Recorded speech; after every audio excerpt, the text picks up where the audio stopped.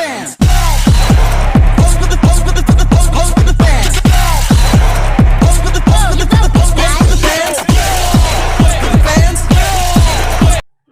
dalam video kali ini kami akan menjelaskan 5 model pengembangan kurikulum. Yang pertama, model demonstrasi. Model demonstrasi adalah pendekatan pengembangan kurikulum dari atas ke bawah atau top down, di mana kurikulum dikembangkan oleh para ahli dan kemudian diimplementasikan oleh guru di kelas. Model ini didasarkan pada gagasan bahwa para ahli memiliki pemahaman terbaik tentang apa yang perlu dipelajari siswa. Namun, model ini juga melibatkan guru-guru sekolah untuk melakukan eksperimen dan pengembangan kurikulum secara mandiri. Ada beberapa karakteristik utama dari model ini. Yang pertama, pengembangan oleh ahli. Kurikulum dikembangkan oleh para ahli yang memiliki pengetahuan dan pengalaman dalam bidang tertentu. Yang kedua, pendekatan top-down. Kurikulum dikembangkan dari atas ke bawah, artinya para ahli mengembangkan kurikulum dan kemudian guru-guru di kelas hanya melaksanakan kurikulum yang telah dikembangkan. Yang ketiga, implementasi oleh guru. Guru-guru di kelas bertanggung jawab untuk mengimplementasikan kurikulum yang telah dikembangkan oleh para ahli. Yang keempat, eksperimen dan pengembangan. Guru-guru sekolah juga dilibatkan dalam proses eksperimen dan pengembangan kurikulum secara mandiri. Kelebihan dari kurikulum ini adalah kurikulum yang terstruktur. Model ini menghasilkan kurikulum yang terstruktur dan sistematis karena dikembangkan oleh para ahli yang memiliki pengetahuan dan pengalaman dalam bidang tertentu. Kelebihan yang kedua adalah kualitas kurikulum yang terjamin. Dengan melibatkan para ahli, kualitas kurikulum dapat terjamin dan memenuhi standar yang telah ditetapkan. Kekurangannya, keterlibatan guru yang terbatas. Guru-guru di kelas mungkin merasa tidak memiliki kontrol atas kurikulum yang dikembangkan, sehingga dapat mempengaruhi motivasi dan keterlibatan mereka dalam proses pembelajaran. Yang kedua, kurang fleksibel. Model ini dapat kurang fleksibel dalam menanggapi kebutuhan dan minat siswa yang beragam. Dalam keseluruhan, model pengembangan kurikulum demonstrasi dapat efektif dalam menghasilkan kurikulum yang terstruktur dan berkualitas, namun perlu diimbangi dengan terlibatan guru yang lebih besar dalam proses pengembangan kurikulum untuk meningkatkan motivasi dan keterlibatan mereka dalam proses pembelajaran. Yang kedua, model Beecham atau Beecham System Model. Model pengembangan kurikulum Beecham adalah model manajerial yang terdiri dari 5 langkah utama. Menetapkan lokasi proyek percontohan atau pilot project, menetapkan personalia atau tim yang akan terlibat, mengorganisasi proyek menjadi 5 tim, mengimplementasikan kurikulum, mengevaluasi kurikulum. Model ini juga menawarkan serangkaian aturan yang menetapkan bagaimana kurikulum akan digunakan dan skema evaluasi untuk meninjau kurikulum tersebut.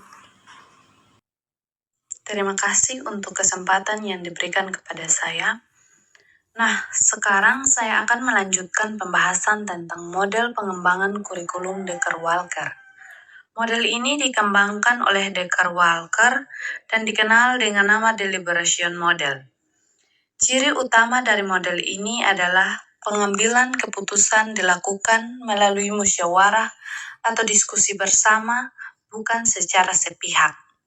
Artinya, guru, siswa, dan pihak sekolah semua ikut berperan dalam menentukan isi serta arah kurikulum. Walker membagi prosesnya menjadi 3 tahap utama, yaitu platform, yaitu tahap membangun dasar dan nilai-nilai yang disepakati bersama.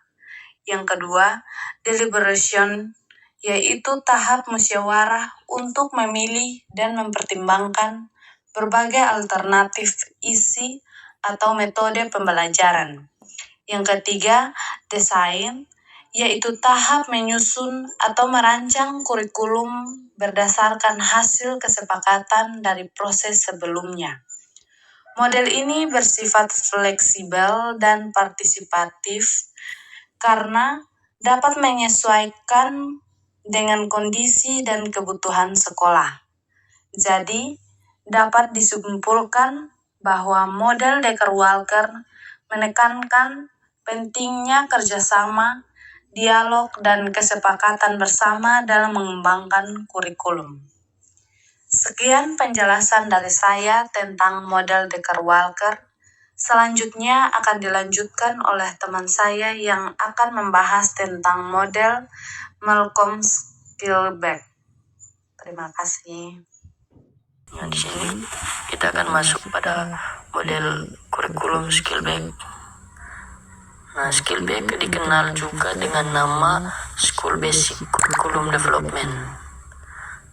Artinya kurikulum ini dapat dikembangkan oleh sekolah dan guru sendiri berdasarkan kebutuhan lokal dan siswa. Jadi fokus utamanya adalah otonomi sekolah dalam merancang kurikulum yang relevan dengan konteks sosial, budaya, dan lingkungan setempat. Jadi dalam kurikulum Skillback itu sendiri memiliki beberapa prinsip. Yang pertama yaitu prinsip otonomi, di mana sekolah dalam merancang kurikulum memiliki kebebasan untuk mengembangkan isi, metode, dan strategi pembelajaran tanpa sepenuhnya bergantung pada kurikulum nasional. Nah, hal ini yang memungkinkan sekolah menyesuaikan pembelajaran dengan karakter dan potensi peserta didik. Nah, prinsip yang kedua di sini yaitu partisipasi aktif guru. Jadi, guru bukan hanya pelaksana tetapi juga perancang dan pengembang kurikulum. Jadi, guru di sini terlibat langsung dalam penyusunan tujuan, isi pelajaran serta penilaian pembelajaran. Yang ketiga itu relevan dengan konteks masyarakat.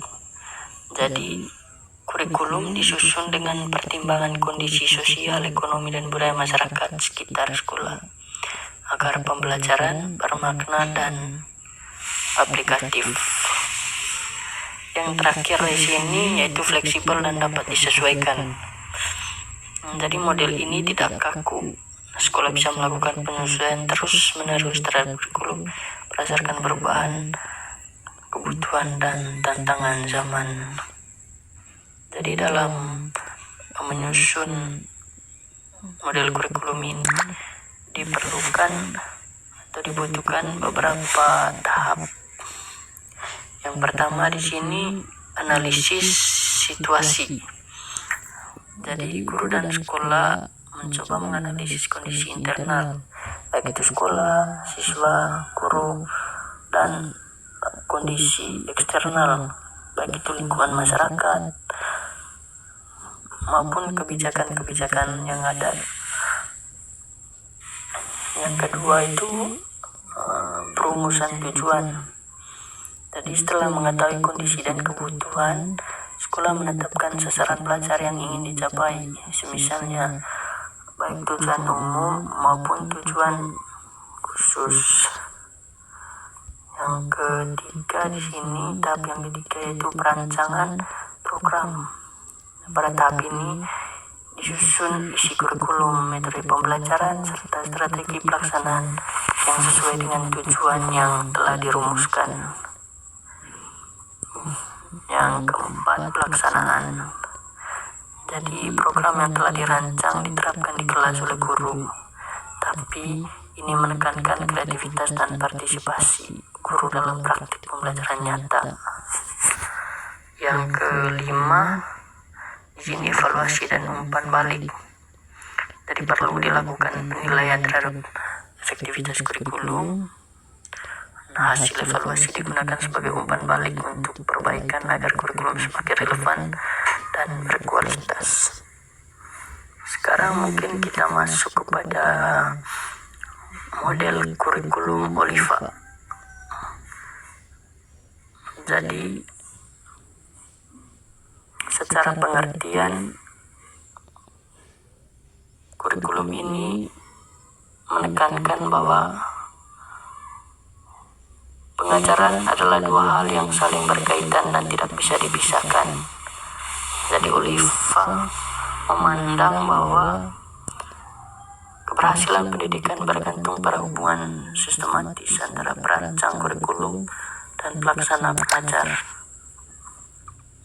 Jadi, guru dan lembaga pendidik perlu bekerja terpadu dan terencana dalam mengembangkan kurikulum agar sesuai dengan kebutuhan peserta didik dan masyarakat.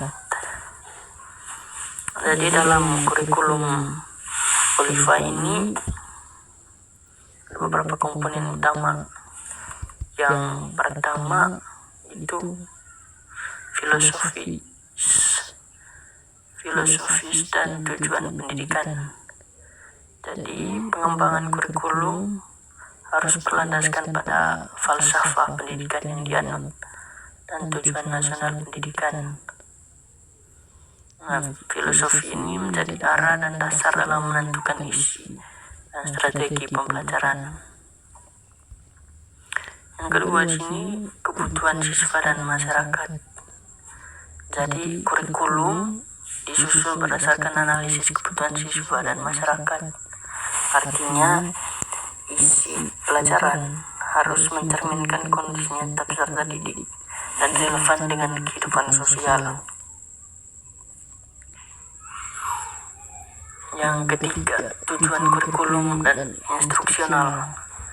Jadi, Oliva membedakan dua tingkat tujuan, yaitu tujuan kurikulum, tujuan umum pendidikan di tingkat institusi atau sekolah, terus tujuan instruksional. Jadi tujuan ini khusus yang ingin dicapai dalam kegiatan belajar mengajar di kelas. Terus komponen yang keempat yaitu isi dan strategi pembelajaran. Jadi isi kurikulum seperti materi pelajaran itu harus disusun sesuai dengan tujuan, lalu diterapkan dengan strategi pembelajaran yang efektif, bervariasi, agar bisa terlibat aktif. Yang kelima yaitu evaluasi dan umpan balik. Jadi di sini perlu evaluasi dan umpan balik yang dilakukan terhadap hasil belajar dan efektivitas kurikulum. Nah, hasilnya juga nanti akan dijadikan sebagai acuan dasar perbaikan untuk siklus pengembangan kurikulum berikutnya.